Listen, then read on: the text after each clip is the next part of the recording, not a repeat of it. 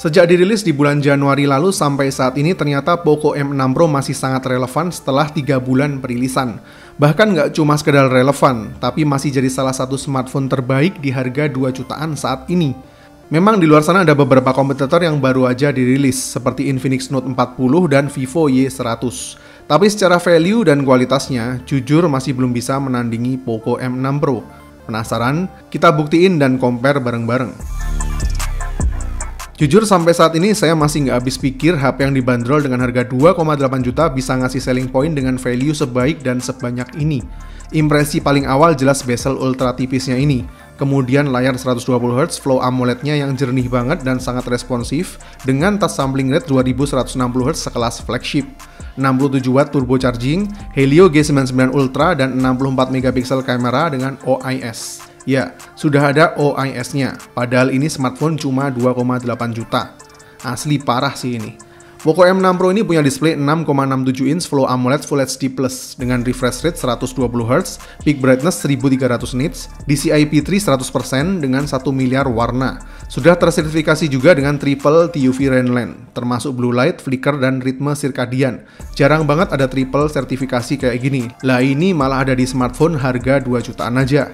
Sudah Corning Gorilla Glass 5 juga. Mantap. Seperti yang bisa kita lihat, tampilan display ini sangat vivid dan clear banget.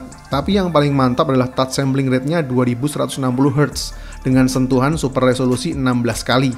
Alhasil memang sangat terasa sekali sensitivitas layarnya, sangat responsif sekali dan sangat akurat. Buat scrolling album gini rasanya smooth banget, bener-bener berasa experience flagship. Dan buat gaming jelas sangat nyaman sekali karena akurat. Kalau kita compare dengan Infinix Note 40, memang impresi pertama bezelnya masih terlihat sedikit lebih tipis di Infinix Note 40. Dan jelas Vivo Y100 yang paling tebel bezelnya dan bracket layar yang masih menonjol juga. Kualitas layarnya cukup identik, apalagi sama-sama punya refresh rate 120Hz dan brightness yang hampir sama juga. Tapi kalau kita bandingin langsung, untuk scrolling terasa banget beda sensitivitas dan responsifnya karena di Note 40 touch sampling rate-nya masih di 1500Hz.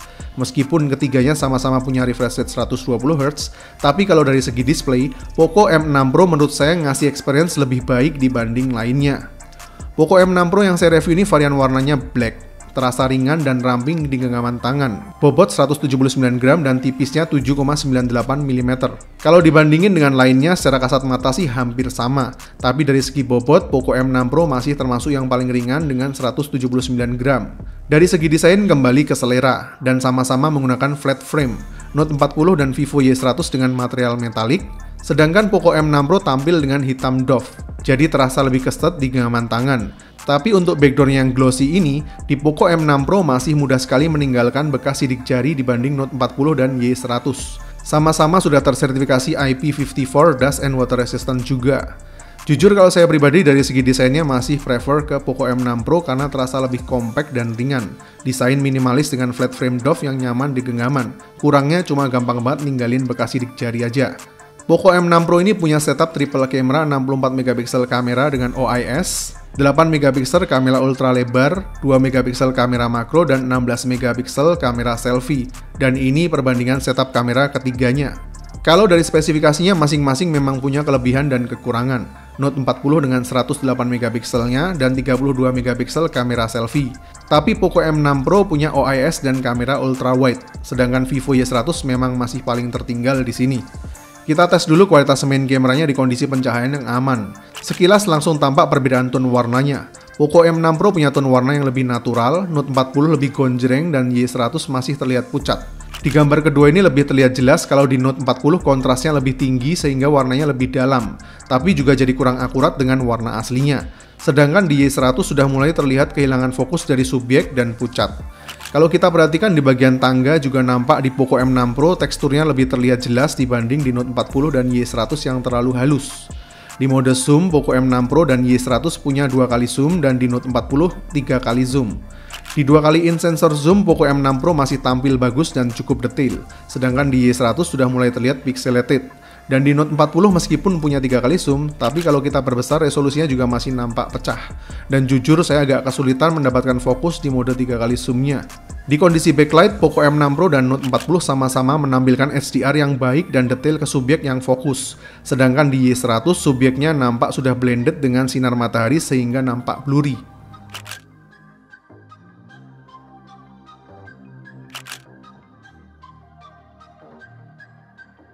Nah, tapi kalau untuk yang satu ini, Poco M6 Pro jelas lebih unggul karena punya kamera ultra wide, sedangkan lainnya mode ini masih absen.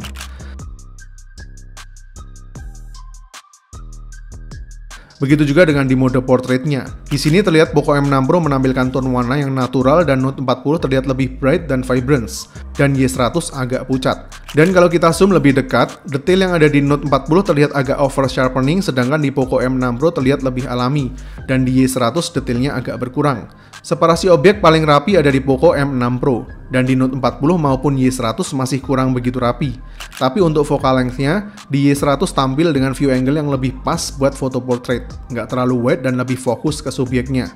Di kondisi portrait backlight ini juga terlihat kalau kita zoom di bagian wajah, meskipun di Note 40 dan Y100 terlihat lebih detail, tapi Poco M6 Pro terlihat lebih rapi separasi subjek terhadap background-nya.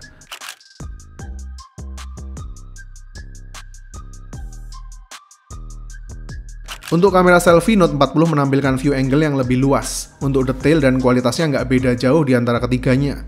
Tapi saya lebih suka dengan skin tone yang ditampilin di Poco M6 Pro dan Y100.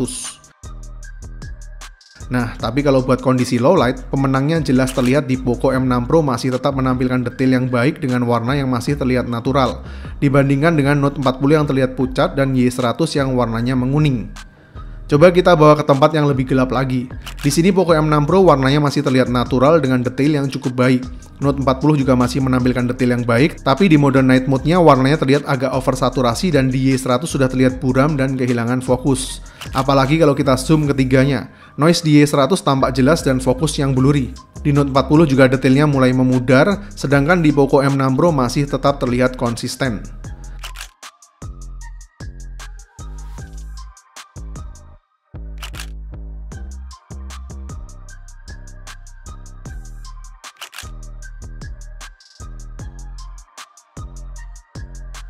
Testing video recordingnya, ini saya sengaja pilih dengan mode stabilisasi di settingan tertinggi masing-masing smartphone buat tahu kemampuan optimalnya. Di sini view angle dari Poco M6 Pro terlihat paling luas, karena memang hanya Poco M6 Pro saja yang menampilkan native video tanpa cropping untuk tujuan image stabilization melalui EIS. Karena memang cuma Poco M6 Pro yang udah menggunakan OIS. Tapi kestabilan EIS yang ada di Note 40 juga termasuk lumayan bagus meskipun terkadang masih muncul jitter.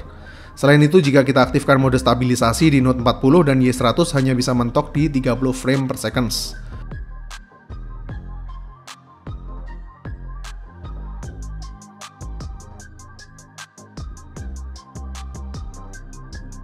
Untuk video selfie seperti yang ada di foto selfie-nya masih menampilkan kualitas gambar yang identik satu sama lain dengan view angle yang lebih luas di Note 40. Tapi tingkat kestabilan yang ada di Poco M6 Pro terlihat sedikit lebih baik dibanding lainnya.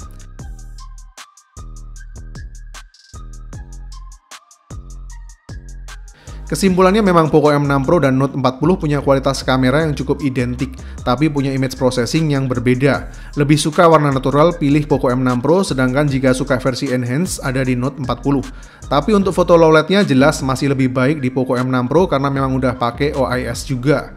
Dan Y100 justru malah kurang memuaskan dan terlihat pucat di hampir sebagian besar mode fotografinya.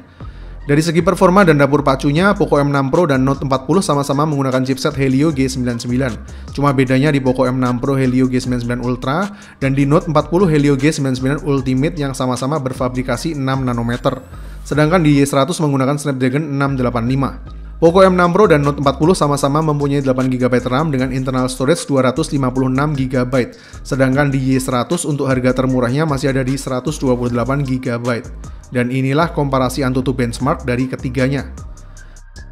Coba kita gaming test yang berat langsung Genshin Impact dengan setting grafik lowest 60 frame per second.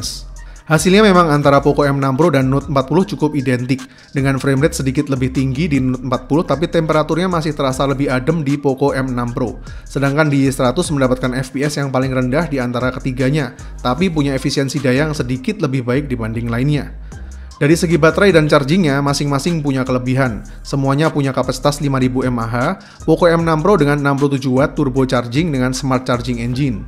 Note 40 masih dengan 45W fast charge, tapi punya fitur wireless charging dengan bonus Mac Charge juga. Dan Y100 punya charging tercepat dengan 80W flash charge. Kemudian untuk kelengkapan fiturnya, nampaknya Poco M6 Pro masih yang paling lengkap. Sesuai tradisi masih tetap mempertahankan infrared blaster di mana smartphone lain saat ini hampir nggak ada lagi yang ngasih fitur ini, dan jack headphone 3,5 mm juga. Sedangkan di kedua smartphone lain juga sudah nggak ada lagi. Untuk NFC multifunctions, ketiganya juga sudah ready dan stereo speaker dengan kualitas suara seperti ini.